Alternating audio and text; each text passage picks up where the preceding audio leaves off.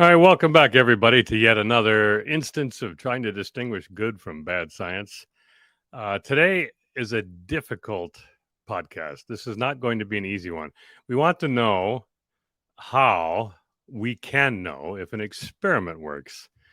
And it seems like a simple question at first, but it turns out not to be so easy. And the genesis for this podcast is a reader email from Anon. And I'm going to read you the email. He has in it 3 questions. We're going to tackle each question in order, and it's very important, each of these questions. This is not going to be a simple thing. In particular, his second question is going to come and give us some very difficult answers. And so we're going to have to really stop and pause and think about these kinds of things. Okay, so here's Anon's email, and I'll repeat the questions when I use them, but I'll read through the email first. Thank you, says Anon, for all your material regarding the topic of mathematical modeling. I have read your paper called Models Only Say What They're Told to Say. And incidentally, breaking out of the quote, this is, you can find that anywhere on the web. It's easy to find. Just type in Models Only Say What They're Told to Say. I have a paper on this. Back to the quote. But unfortunately, I do not understand the theory of it. Would you like to elaborate on it a bit? Question number 1. Now, these are my numberings. Question number 1. If these definitions are correct, this is a quote from more or less from me. Causal inference is focused on knowing what happens to y, the observable, when you change x, some potentially correlative or causative effect of y. Prediction is focused on understanding the next x given x, or whatever else you got. That's sort of a quote from me, a paraphrase. And then Anon asks, why do models only say what they're told to say? Okay, we'll handle that one. Question 2. Let's say I want to investigate the usefulness of wearing masks. So I will measure the relevant factors concerning the virus, then I will implement the intervention, in this case, the wearing of masks. After that, I'll do the measurement again. Would such research not provide the usefulness of masks, assuming the research design is correct?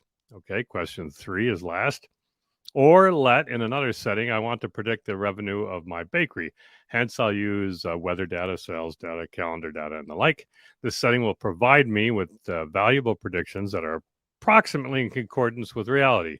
Hence, the bakery can create a better staffing schedule. How does your theory apply to this case? And he says he would love to hear from us, and God bless. Okay, question number 1. Question number again is, he wants to know why models only say what they're told to say. And this is a very crucial point. This is not a bug or a criticism. As I've said many times, models only do say what they're told to say. And now I'm going to give you another example why. Well, the main reason is they can't say anything else. Here's a very simple model, all right? If some input, this is our model. It's an if-then kind of a thing. If some input is between 0 and 7, print success, else print failure. I'll give that to you again. If some input is between 0 and 7, print success, else print failure. Well, that model can only say success or failure and nothing else, because that's what we told it to say. We accept also the premise that nothing breaks. We could entertain a different premise, like, the model might break because the input goes haywire and then anything goes, or any set of similar premises. But even then, the model would say only what it's told to say, conditioned on whatever implied premises are deduced from that anything goes. But really, there's no warrant to suppose any of these infinite number of additional premises. We just can't do this. We just can't pull in premises from out of nowhere and assume that they're relevant or pertinent or correct. The goal we should have always is, I say, understanding cause. If we knew the full cause, the formal, material, efficient, and final cause of some observable y, even conditional on external circumstance X, then we'd know all there was to know about y, the observable. And I also refer Anon back to the podcast which we did on the difference between essential and empirical models. You could find that on this site.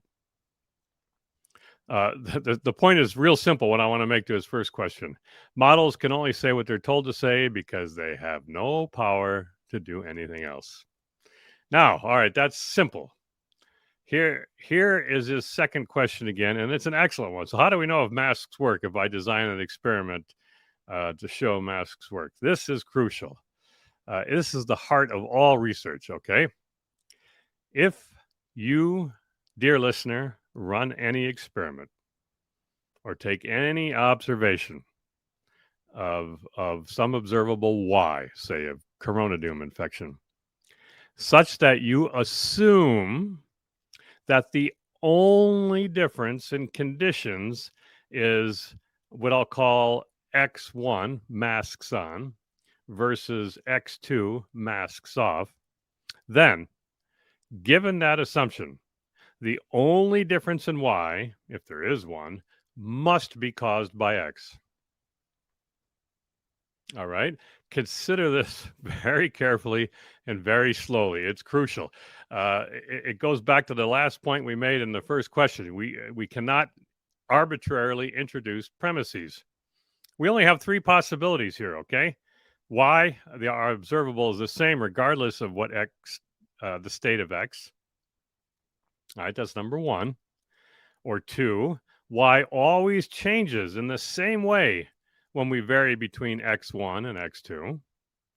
Or three, Y changes in different ways, even when the change from X1, even with the change from X1 to X2. I'm going to go through each of these very carefully, so you don't have to have those memorized just yet. Under one, where Y is the same regardless of X, well, if that's true, we have proven, contingent on believing the only difference is X, that X has no bearing on Y. That's it. X is not causative of Y. We can dismiss X as interesting to Y. This is, of course, a very rare to non-existent case for contingent Y, because the Y is constant here. All right. So we don't get that often, but it's possible, and it is something that could happen. I cannot stress enough that this whole thing is contingent on believing, or at least accepting, the only difference, the only difference is X. We can't, like in question one, again, assume additional premises that there are other possible causes, because we assumed X is the only possible difference. Under two, what was two again? Let's remind ourselves. Y always changes the same way between X1 and X2. Now, with that, we have proven that whatever happens to Y under X1 always happens to Y under X1. And whatever happens to Y under X2 always happens to Y under X2. See, even me, I get confused about these numbers. In other words, let me give you back to the mask. We have proven that whatever happens to the observable, like infection or no infection, if you're wearing a mask, you're never going to get infected. Or if you're not wearing a mask, you're always going to get infected. And that has to be. If Y is no infection, and it has to be no infection always under the X1 masks, and Y equals yes infection always when we're not wearing a mask, X2, then we must conclude masks work. Contingent, and here is that same stress, on the premise that X is the only possible cause.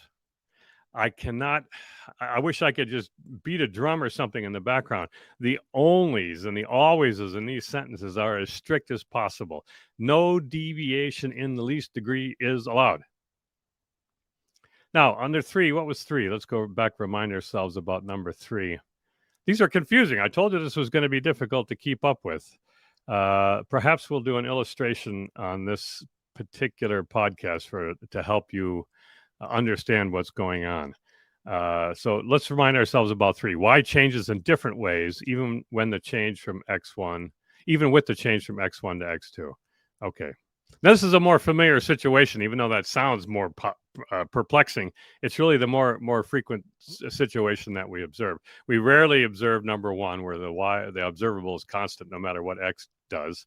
Number two is also rare, but happens when we have the only possible cause is one way, while the observable does only one thing. And when the cause is the other direction, the observable again only does the something else. Here, under 3, we have proven as in mathematical type of proof, logical proof, that the model that X is the only cause is false. We assumed X is the only cause, but Y varied such that sometimes Y was infection with mask, sometimes no infection with masks, and vice versa. Masks still might be a cause against infection sometimes, but masks cannot be the only cause. Let me give you an example. This is the absolute crucial point right here. Consider you ran an experiment and you showed 70% infections in the masks group and 75% infections in the no mask group.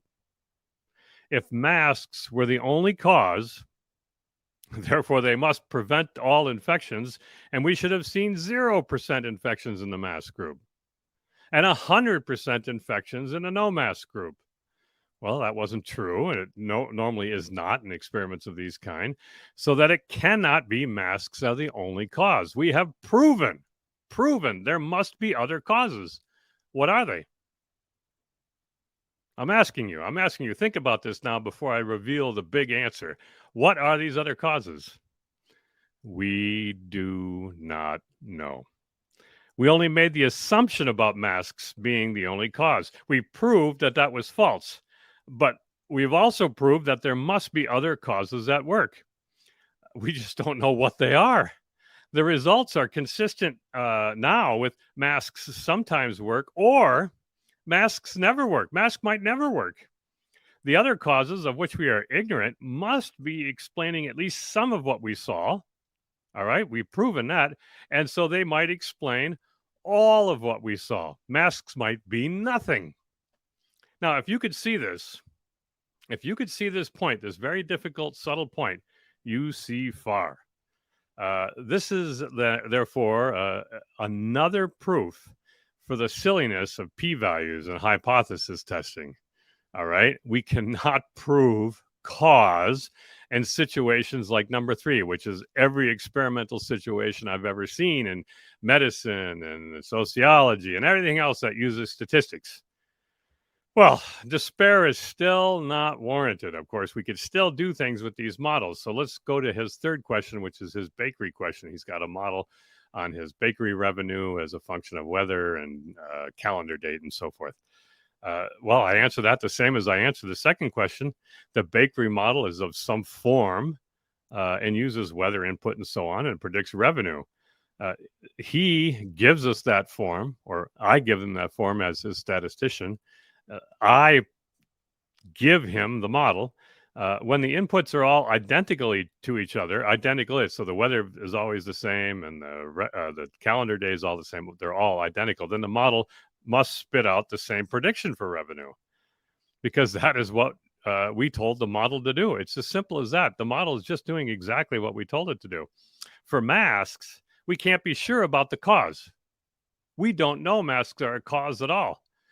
We've proven that there must be other causes, and these other causes might be the only causes. A mask might do nothing. There must be at least 2 other causes in that sense. But we can still build a model based on what we saw and predict infection based on masks and no masks. It's a purely correlational model, like the bakery model, but that doesn't mean it can't be useful. Now, we might look outside our model and investigate individual cases. What caused the revenue this day? What precisely caused it this day? Or what caused infection in this person? What precisely caused infection? Now, that's a huge problem. It's an enormous problem. It's not impossible, but it's just incredibly difficult. We can't do that so easily in real people, real things. Because we can't do that, most scientists want to bypass this difficulty, and they desire to conclude their correlational models prove cause. That's why they're always rejecting nulls and the like, but it's just the wrong thing to do. Now, I ask you, if you had difficulty with this podcast, to go back and listen to it again. It's not going to be simple. It just isn't simple. It's a very subtle point we're making, uh, but it's a crucial point for you to understand how experiments work. Once again, I thank you for listening.